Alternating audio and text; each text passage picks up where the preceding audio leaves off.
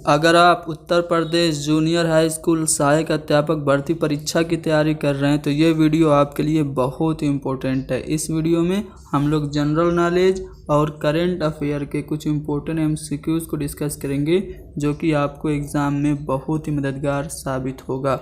आप लोग हमारे इस चैनल को ज़रूर सब्सक्राइब करें और वीडियो को ज़्यादा से ज़्यादा शेयर करें। तो चलिए शुरू करते हैं। करंट अफेयर के कुछ क्वेश्चंस यहाँ पे शामिल किए गए हैं जो कि आपके जनवरी, फरवरी और मार्च से रिलेटेड हैं। पहला सवाल आपका यहाँ से पूछा जा रहा है कि 12 जनवरी को राष्ट्रीय युवा दिवस किसके जन्मदिन के उपलक्ष्य में मनाया जाता है। तो सबको पता है 12 जनवरी को युवा दिवस मनाया जाता है। किसके जन्मदिन के मौके पे? स्वामी विवेकानंद के जन्मदिन के अवसर पर। अब इनके बारे में थोड़ा सा जान लेते हैं। स्वामी विवेकानंद का जन्म 1863 में हुआ था 12 जनवरी को। ठीक है, कहाँ पे? कलकत्ता में। स्वामी विवेकानंद के जन्म को ही राष्ट्रीय युवा दिवस के रूप में मनाया जाता है। अब इनका असली नाम कभी कभार पूछ देता है तो स्वामी विवेकानंद का जो वास्तविक नाम था वो नरेंद्र नाथ था। ठीक है, इनके गुरु का नाम क्या था? इनके गुरु का नाम था कृष्ण परमहंस और इसी गुरु के नाम पे ही उन्होंने एक धर्म की स्थापना की, रामकृष्ण मिशन की। कब? 1897 में स्वामी विवेकानंद ने रामकृष्ण मिशन की स्थापना की थी अपने गुरु रामकृष्ण परमहंस के नाम पर। ठीक है, 1893 में इन्होंने क्या किया था? शिकागो में जो विश्व धर्म सम्मेलन हुआ था इसमें इन्होंने भारत की तरफ से हिस्सा लिया था, शामिल हुए थे। बहुत ही महत्वपूर्ण घटना थी, अक्सर पूछी जाती है। 1893 में शिकागो में विश्व धर्म सम्मेलन में भारत की ओर से सनातन धर्म का प्रतिनिधित्व किसने किया? स्वामी विवेकानंद ने किया। इनकी मृत्यु कब हुई? तो 4 जुलाई 1909 में वेलूर मठ में हुई थी। तो यहाँ पे एक सवाल आपने देखा और इससे रिलेटेड कुछ अहम तथ्य भी आपने जान लिए। अगले सवाल पे चलते हैं। किस देश की नौसेना ने सबसे बड़ा तटीय रक्षा अभ्यास सी विजिल 21 को शुरू किया है? तो यहाँ पे आप देख सकते हैं सी विजिल 21 ये सबसे बड़ा तटीय रक्षा अभ्यास है। इसको हमारे देश भारत ने शुरू किया है।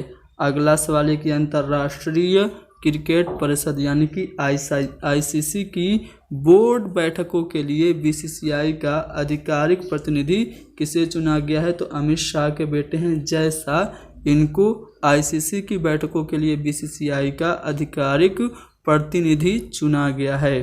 ठीक है, कभी कभार आपसे पूछा जाता है जो आईसीसी के अध्यक्ष हैं वो कौन हैं? तो याद रखिएगा ग्रेग बार्कले हैं। अब आईसीसी से संबंधित कुछ महत्वपूर्ण तथ्य आपको बता दें।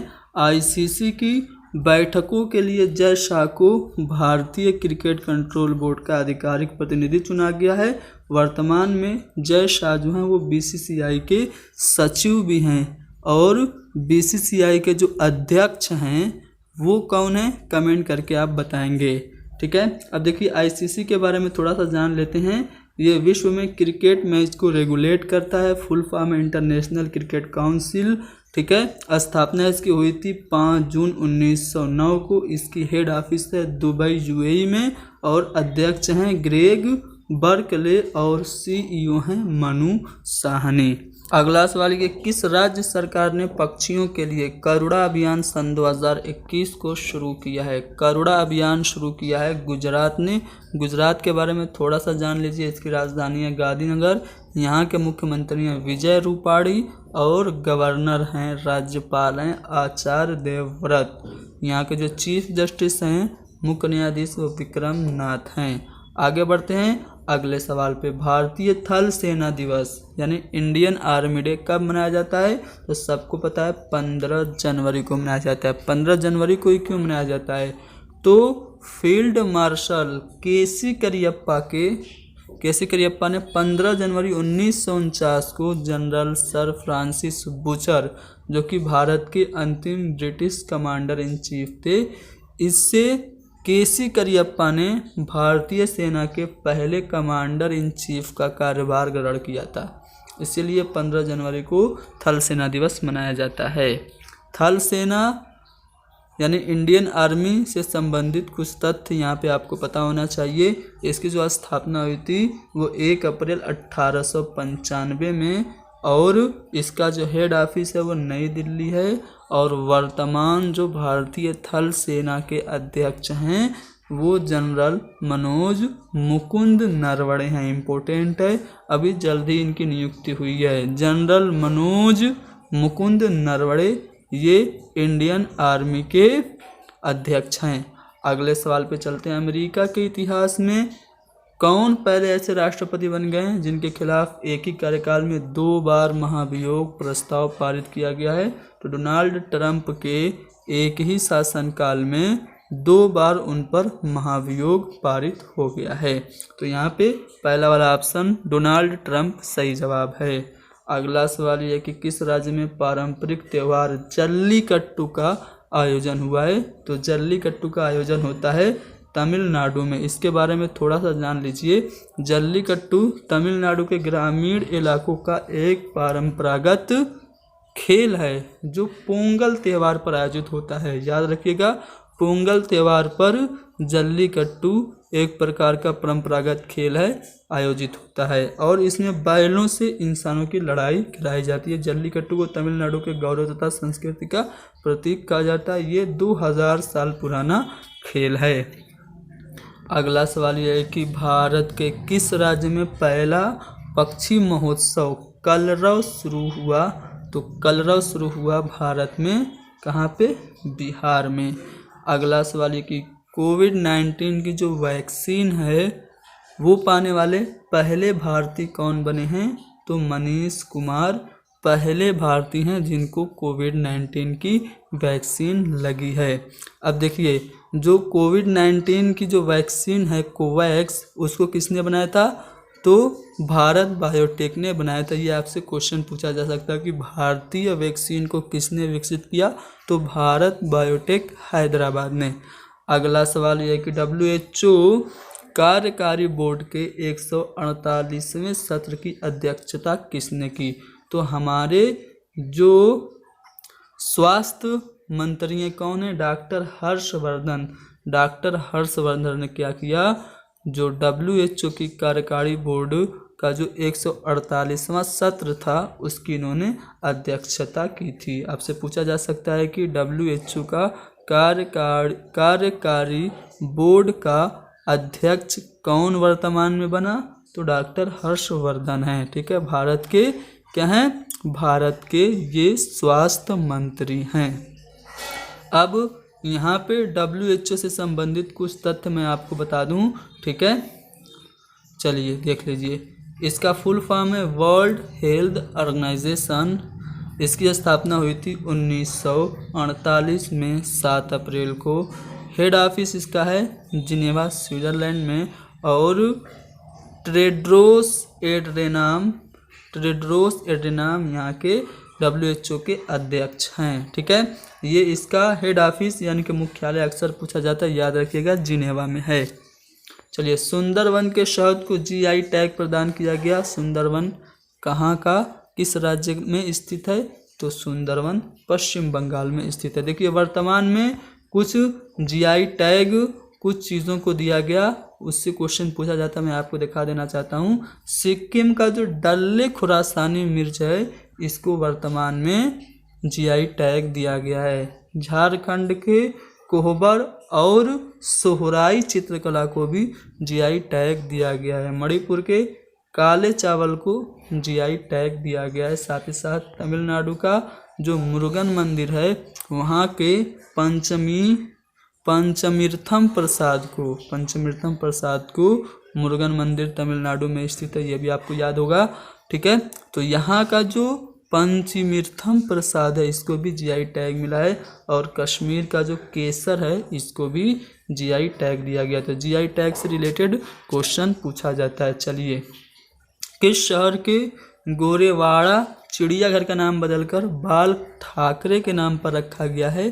तो नागपुर में था गोरेवाड़ा चिड़ियाघर, इसका नाम बदलकर रखा गया है। महाराष्ट्र के जो पूर्व मुख्यमंत्री थे बाबा साहब बाल ठाकरे के नाम पर। ठीक है, इसका नाम रखा गया है क्या? बाला साहब ठाकरे गोरेवाड़ा अंतर्राष्ट्रीय प्राणी उद्यान, इसका नाम रखा गया है। चलिए, अब हाल ही में जो कुछ नाम बदले हैं उसको यहाँ पे देख लीजिए, पूछा जा सकता है। हिमाचल प्रदेश की जो रोहतांग सुरंग है इसका नाम अटल सुरंग कर दिया गया है।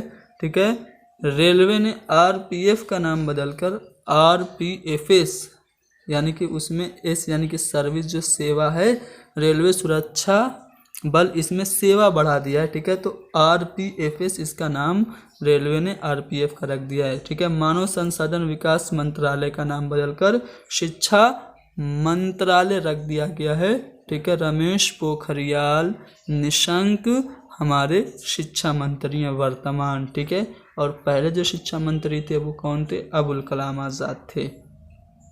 चलिए, 26 जनवरी सन 2021 को गणतंत्र दिवस के परेड में फाइटर प्लेन उड़ाने वाली पहली महिला फाइटर कौन बनी?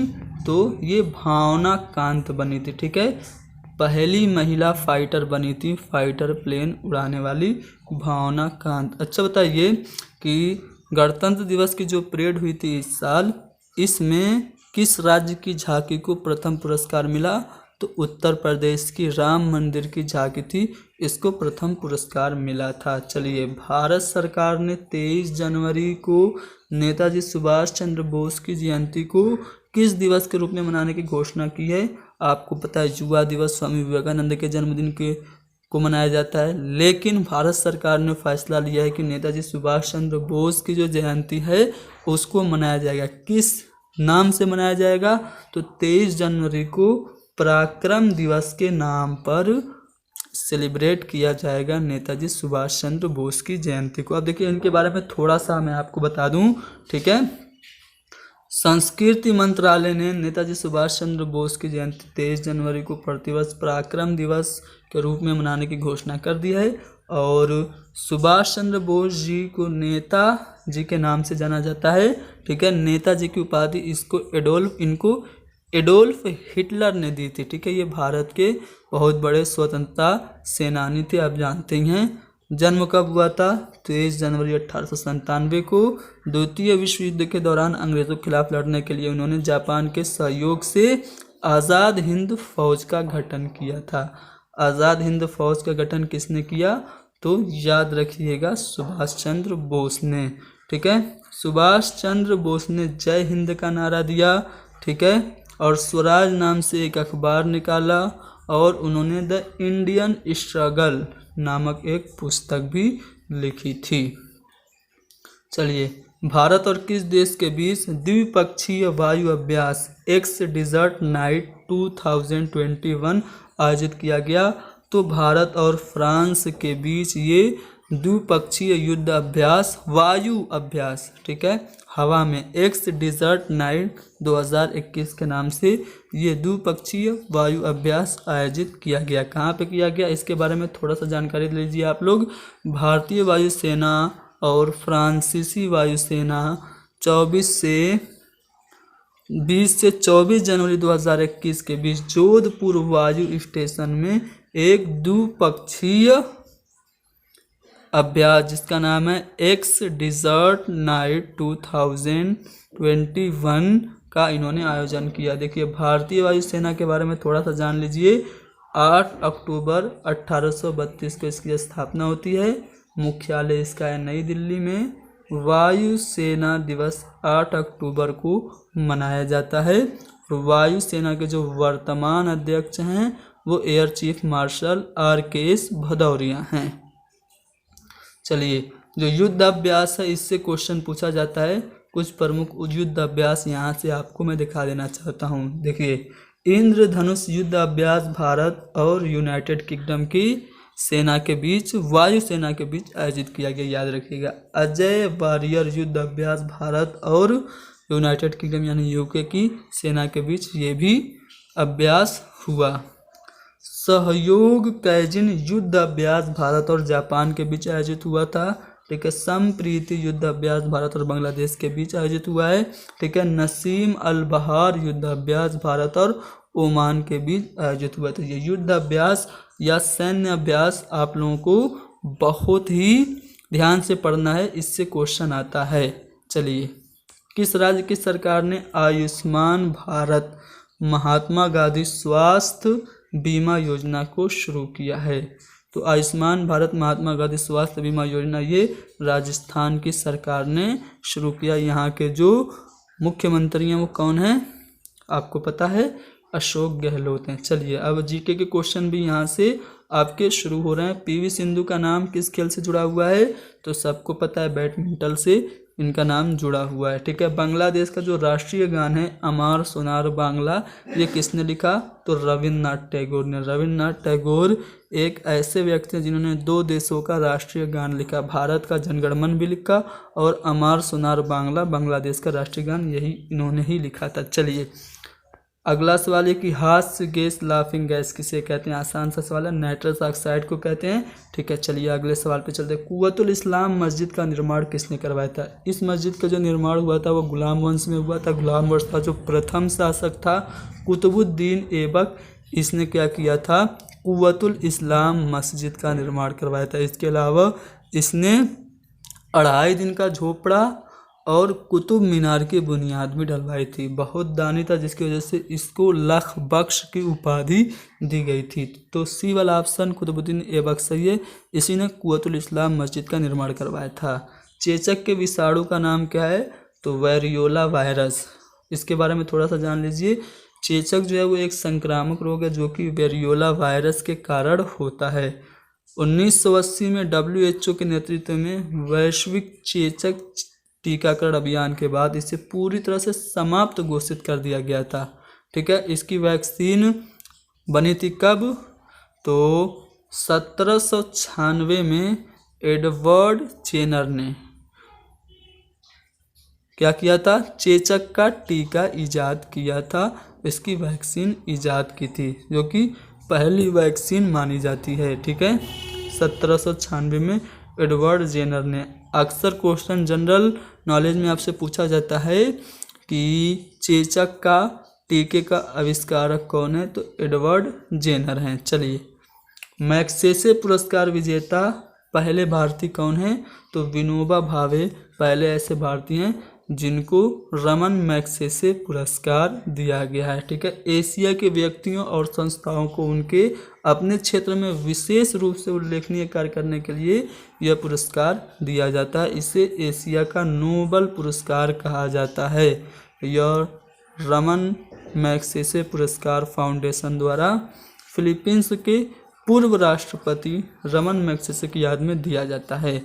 अब देखिए, कुछ भारतीय लोग, विनोबा भावे तो पहले थे जिनको 1958 में यह अवार्ड मिला। ठीक है, इसके अलावा मदर टेरेसा, जयप्रकाश नारायण, बाबा आमटे, दिल्ली के मुख्यमंत्री जो हैं अरविंद केजरीवाल, अरोड़ा राय, संदीप पांडे, किरण बेदी, अन्ना हजारे, संजू चतुर्वेदी समेत कई भारतीयों को मिला है। सन 2019 में ये अवार्ड, ये पुरस्कार रवीश कुमार को मिला है जो कि NDTV के पत्रकार हैं। अगला सवाल के निम्नलिखित में से किसने तीनों गोलमेज सम्मेलनों में भाग लिया? तो भीमराव अंबेडकर ऐसे थे जिन्होंने तीनों गोलमेज सम्मेलनों में भाग लिया। तीनों गोलमेज सम्मेलन कब कब हुए?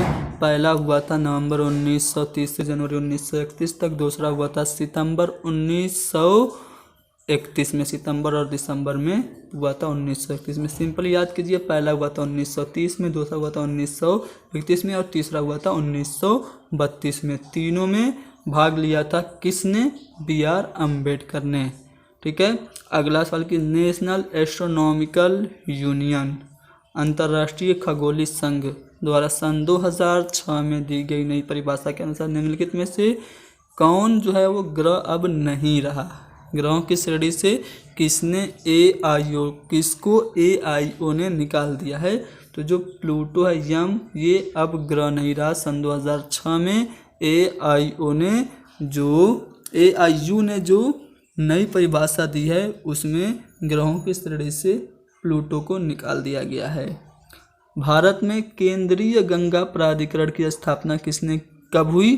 तो 1985 में हुई थी। ठीक है, चलिए 1985 में राजीव गांधी के शासनकाल में। भारत के मध्य से कौन सा महत्वपूर्ण अक्षांश गुजरता है? सबको पता है, कर्क रेखा गुजरती है 8 राज्यों से।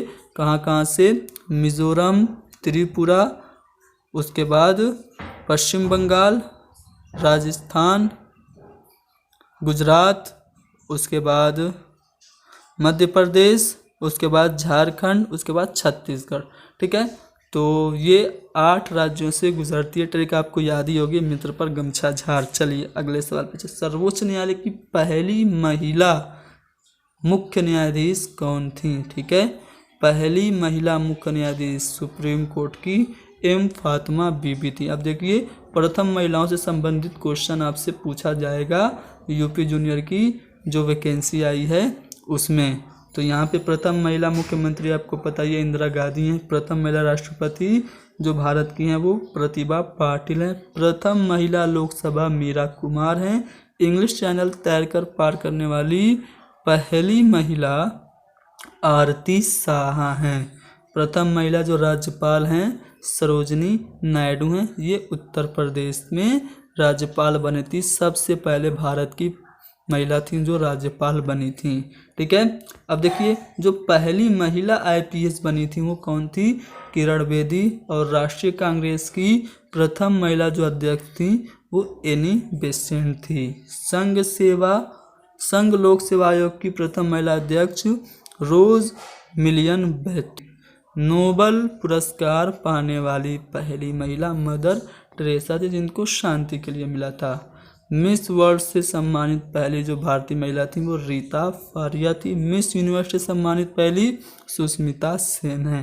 प्रथम महिला जो मेयर हैं वो तारा चेरियन थी जो कि मद्रास में 1957 में बनी थी। और केंद्रीय मंत्रिमंडल में प्रथम जो महिला थी वो राजकुमारी अमृत कौर थी। प्रथम महिला जो मुख्यमंत्री थी वो सुचेता कृपलानी थी, उत्तर प्रदेश में बनी थी।